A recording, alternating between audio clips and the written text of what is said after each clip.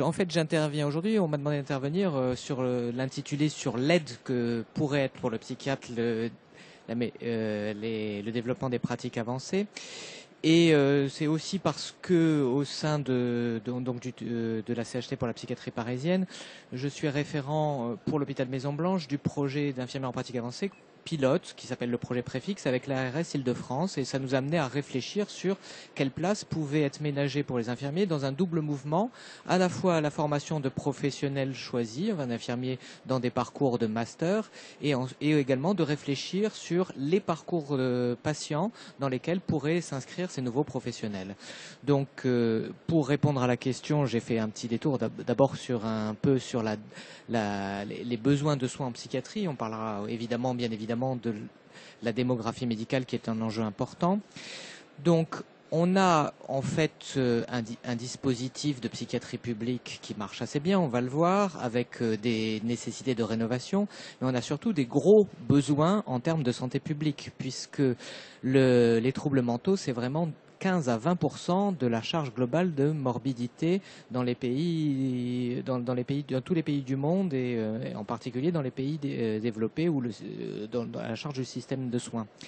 Et en sachant qu'en termes d'épidémiologie, 40% de la population, et à un moment de son existence, peut faire l'objet d'un diagnostic de troubles psychiatriques. Si on fait rentrer là-dedans toutes les formes de dépression, de maladaptation aux facteurs de stress, de troubles anxieux, enfin bon, tout le monde peut être concerné à un moment de sa vie par un diagnostic psychiatrique. Donc c'est pas inutile de le rappeler. En même temps, la plupart des pays, je dirais, développés, les plus développés, consacrent en fait une part de leur budget de leurs dépenses de santé qui est assez faible, puisque c'est 1 à 3% tel que c'est évalué. Donc vous voyez bien la disproportion entre ce que ça représente comme coût et ce que ça représente comme dépense. Mais malgré tout, des dépenses qui restent importantes, puisque finalement, on estime que c'est à peu près 107 milliards d'euros par an pour les coûts directs et indirects des maladies mentales en France. En sachant que c'est les coûts indirects qui sont peut-être les plus importants, puisque c'est une diminution de l'espérance de vie, de la qualité de vie, de la capacité à travailler. Bon, vous savez aussi que dans les enjeux de santé publique, on en a pas parlé pendant les semaines d'information en santé mentale, que les patients atteints de maladies psychiatriques, en tout cas les maladies psychiatriques majeures, comme la schizophrénie et les troubles bipolaires, ont une espérance de vie qui est de 20 ans inférieure à celle de la population générale. L'espérance de vie de la population générale augmente, sauf pour les malades suivis en psychiatrie. Donc là, il y a un vrai problème. En tout cas, les coûts indirects sont vraiment essentiels dans les dépenses. Et puis, entre aussi dans les besoins de soins des dimensions qui relèvent de la prise en charge du handicap psychique. Alors le handicap psychique, c'est une innovation de la loi de 2005, c'est-à-dire qu'on a pu faire exister en fait les spécificités des conséquences des maladies psychiatriques avec ses répercussions dans la vie quotidienne, dans la vie professionnelle, dans la participation sociale des patients atteints de psychiatrie, qui ont les caractéristiques d'être des troubles qui sont plutôt cognitifs, sur des opérations intellectuelles simples, qui n'apparaissent pas à première vue, mais qui sont vraiment dans les situations de travail, d'interaction sociale, que ces difficultés se manifestent le plus, et des prises en charge spécifiques se développent. L'agora précédente vous en a parlé, avec le centre ressources réhabilitation psychosociale de l'Isère. Donc il y a vraiment une nécessité de prendre en compte les conséquences des maladies mentales, et de vraiment faire entrer dans une nouvelle approche pour être plus efficient et essayer de diminuer les coûts et la répercussion des maladies mentales. Alors, il faut quand même dire 2 mots de notre dispositif de psychiatrie de secteur qui a été créé dans les années 60, qui a été implanté sur tout le territoire dans les années 70-80, et qui, même si on a pu croire pendant un certain temps que le monde entier nous l'enviait, a un peu pris du plomb dans l'aile et aurait besoin d'une rénovation. En tout cas, ce qu'on peut dire quand même, parce qu'il a des qualités, c'est que c'est quand même le seul dispositif, je dirais, en France, et la seule spécialité médicale, la psychiatrie, où nous avons pour le moment la responsabilité de la santé d'une population donnée. C'est-à-dire qu'on a une responsabilité d'une population et pas d'une file active. C'est-à-dire que la file active est en théorie sans limite, puisque toutes les demandes peuvent être adressées à la psychiatrie, peuvent avoir une légitimité. Ça dépend à quelle place on met le curseur entre ce qui relève de la souffrance psychique, ce qui relève de la santé mentale, ce qui relève de la souffrance au travail. Et les missions de la psychiatrie publique sont infinies, surtout dans le contexte des attentats de l'année 2015. Par exemple, beaucoup de services parisiens ont été sollicités pour intervenir auprès des personnes atteintes des répercussions psychologiques chez les victimes des attentats. Donc les demandes adressées à la psychiatrie n'ont pas de limite et finalement il n'y a pas d'organisme extérieur pour placer le curseur, pour juger ce qui est recevable, ce qui est par le secteur ou ce qui ne l'est pas. Donc c'est important de préciser ça. Parce que comme il n'y a pas de limite fixée à la demande, s'il n'y a pas un souhait ou un souci d'organiser l'accueil et la prise en charge des demandes, c'est finalement les patients qui sont les moins demandeurs, qui souvent sont qui ont les plus gros besoins en soins et qui pourraient passer au second plan, là où on considère que c'est vraiment le service public de psychiatrie qui doit les prendre en charge en priorité. Donc ce long développement, c'est aussi destiné à vous faire mesurer la place qu'il y a à prendre vraiment dans les besoins de santé mentale qui sont mal pris en charge. En tout cas, les jugements des rapports officiels sur la psychiatrie de secteur, les jugements qui sont succédés, les rapports qui se sont succédés ces dernières années, tous disent que ça reste quand même un dispositif en théorie égalitaire, mais qui dans sa traduction concrète ne l'est pas du tout, parce que c'est inégalement développé sur les territoires, c'est parfois inachevé, ça reste des fois un vœu pieux qui n'est pas réellement très actif, parfois peu actif, et puis je l'ai pas mis sur ma diapo, mais je le dis à l'oral, il n'y a jamais eu de réflexion politique franche sur l'inégalité des moyens alloués en fonction des territoires. Et selon qu'on habite d'un côté de la rue ou de l'autre, on a accès à des ressources extrêmement différentes. Donc voilà, donc c'est pour vous situer un petit peu, je suis désolé, j'en profite pour me plaindre, c'est Hôpital Expo, que la psychiatrie publique, a affaire à des choses compliquées. En tout cas, les inégalités territoriales, bien évidemment, se majorent par le fait que de l'évolution de la démographie des professions de santé, et puis la faible intégration territoriale des soins, qui est un autre obstacle, mais les deux sont aussi un peu liés. Donc, il y a nécessité d'une rénovation. En tout cas, ça fait partie des choses qui apparaissaient dans le rapport, par exemple, que je vais citer, de l'Ordre national infirmier, qui avait fait un rapport sur santé mentale et psychiatrie en 2010. En parlant d'urgence à rénover, nous sommes 6 ans plus tard, l'urgence est toujours la même, et je pense que les pratiques avancées peuvent être une des réponses. Alors, donc, ce fameux rapport que je vous cite de l'Ordre national infirmier, donc, lui, dans les priorités, mais qu'il y a vraiment une urgence de répondre aux besoins et de santé des patients et des attentes de leurs proches, parce que ça aussi, c'est un enjeu important.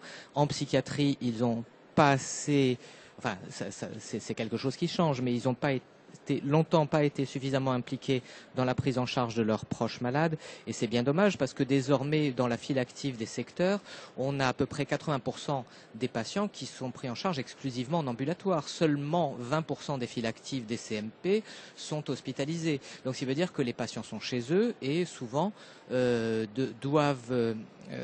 à la charge de leur famille, et leur famille également ont des besoins qu'il faut développer.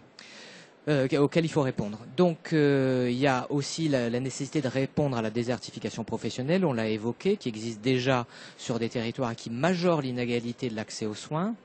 Et puis bien sûr, il y a tous ces savoir-faire qu'il faut valoriser, et l'expertise clinique de l'exercice infirmier en psychiatrie et en santé mentale.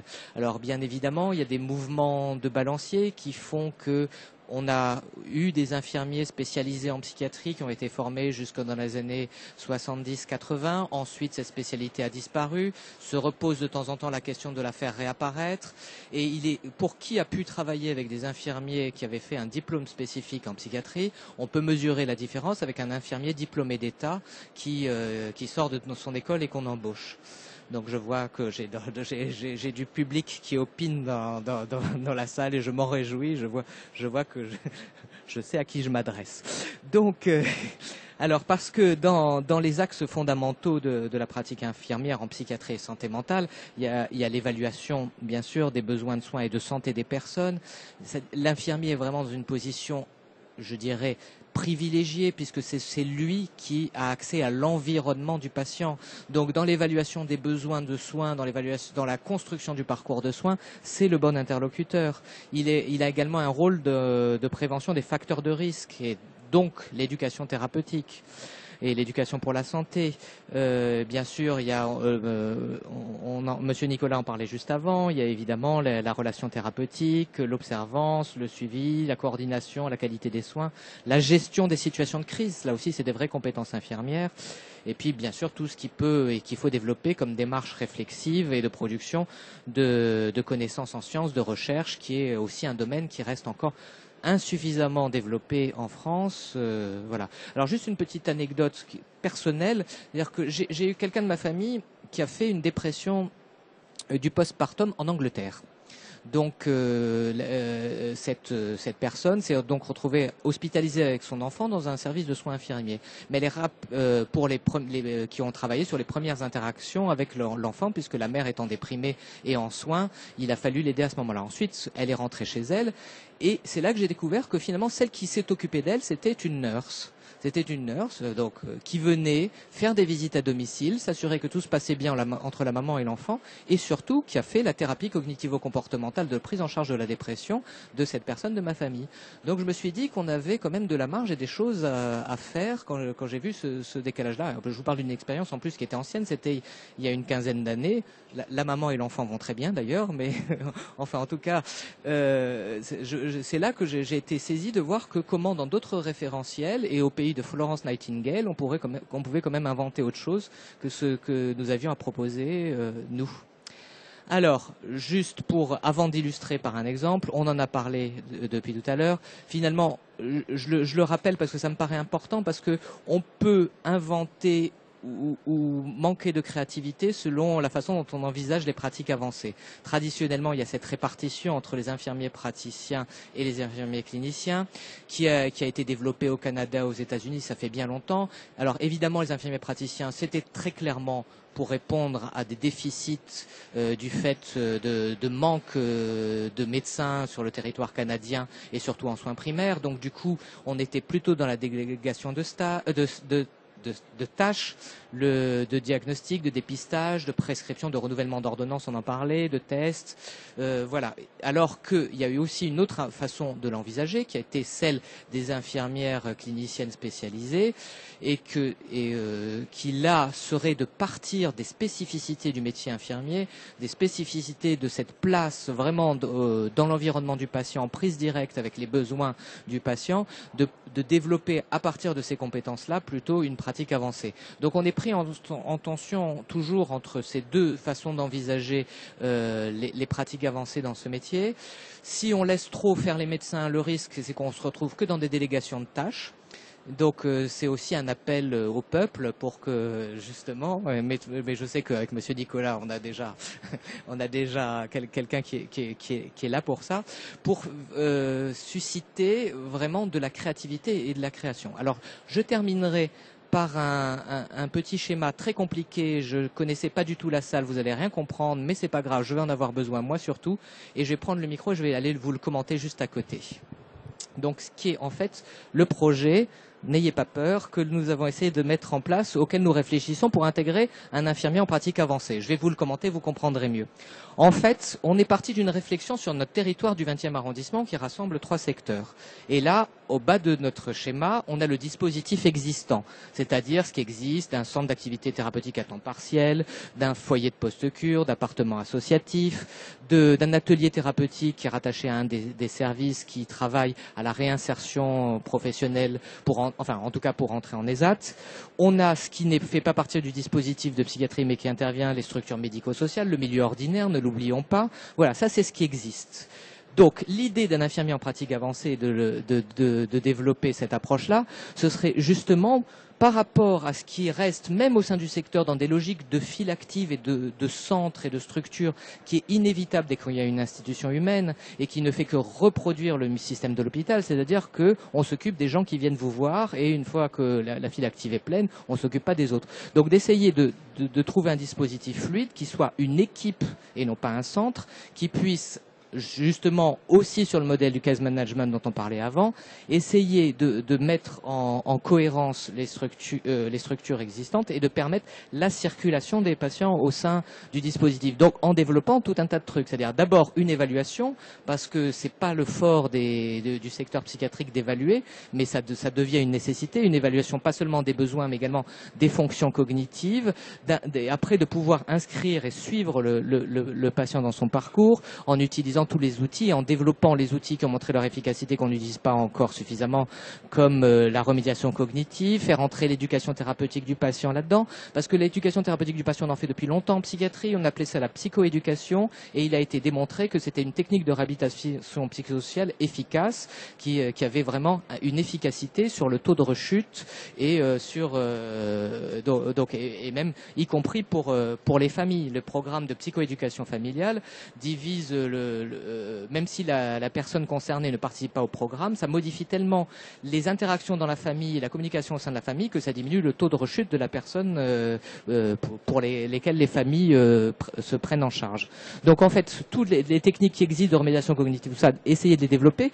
Et donc l'infirmier, en pratique avancée, avec sa grosse flèche jaune et toutes ses fonctions, a un rôle à la fois d'animateur de ce réseau, d'accompagnement du parcours de rétablissement ou de diffuser et d'accompagner des gestionnaires de parcours qui sont encore à développer, et puis dans un rôle de recherche, dans un rôle de collaboration, d'experts et de conseils, surtout particulièrement sur l'évaluation des ressources et dans la connaissance du territoire, et puis bien sûr l'expertise clinique, parce que ce qui fonde la pratique avancée, c'est de pouvoir faire face à des situations complexes. Dès que ça dépasse les soins de base, que ça nécessite de coordonner plusieurs intervenants, je pense qu'on rentre vraiment dans ce qui devient la pratique avancée. Donc voilà, ce schéma un peu complet pour vous dire que l'idée, c'est d'inventer de nouveaux métiers et qui me paraît beaucoup plus riche. Et la psychiatrie est un domaine vraiment dans lequel on peut s'exprimer la créativité.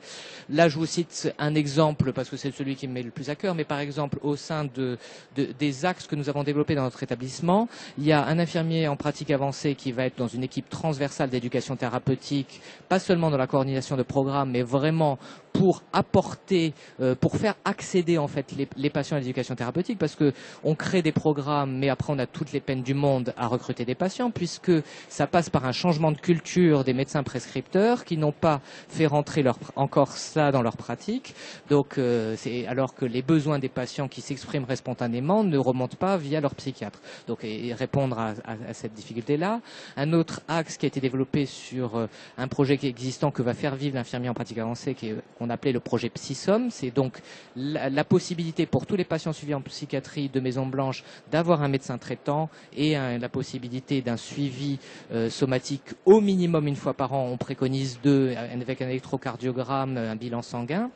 Bon, j'en oublie forcément, mais enfin bon, il y a plein de champs dans lesquels on peut inventer les choses. Et à côté de ça, je citerai pas d'autres collègues, mais qui ont imaginé que les infirmiers en pratique avancée pouvaient faire des renouvellements de l'Eponex ou la surveillance d'un traitement par méthadone. Ça, c'est de la délégation de tâches, c'est moins créatif. Bon, mais j'ai pas cité les noms, donc j'ai pas balancé. Merci.